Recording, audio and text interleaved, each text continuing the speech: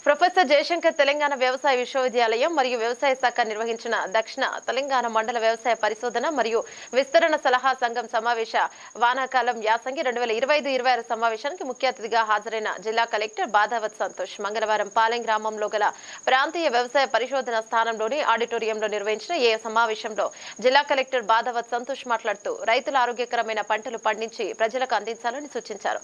దక్షిణ తెలంగాణ మండలంలోని 11 జిల్లాల్లో వరి, పత్తి, వేరుశనగ, మొక్కజొన్న, కంది పంటలు సాగు చేయడం జరుగుతోందని, ప్రాంతీయ పరిశోధనా కేంద్రాలు నిరంతరం పరిశోధనలు చేస్తూ మేలు రకం పంటలను రైతులకు అందిస్తున్నట్లు తెలిపారు.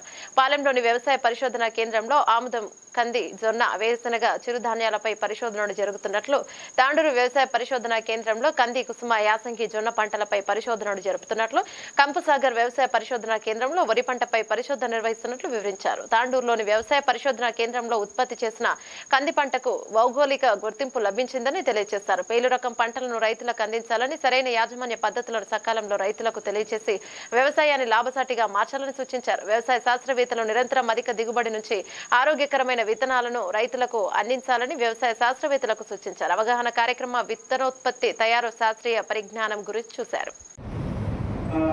ఇది ఒక మంచి ఆలోచనగా నేను భావిస్తున్నాను. ఎందుకంటే మనం ప్రతి సంవత్సరం కూడా ఈ అగ్రికల్చర్ ఇన్స్టిట్యూట్స్ నుంచి ఎక్స్టెన్షన్ యాక్టివిటీస్ ద్వారా చాలా టైప్ ఆఫ్ వెరైటీస్ మనము ఇంట్రడ్యూస్ చేస్తున్నాము. చాలా టైప్ ఆఫ్ ఎట్లా పోవాలి, ఎటువంటి మందులు వాడాలి, ఎటువంటి ఏ టైప్ ఆఫ్ సాయిల్లో ఏ టైప్ ఆఫ్ పంటలు మనం వేయాలి అనేది ఎక్స్టెన్షన్ యాక్టివిటీస్ ద్వారా అందరూ రైతులకు కూడా మనం తెలియజేస్తున్నాము.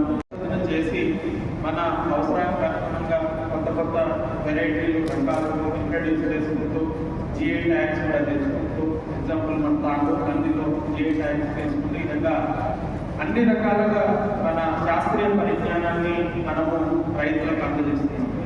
సో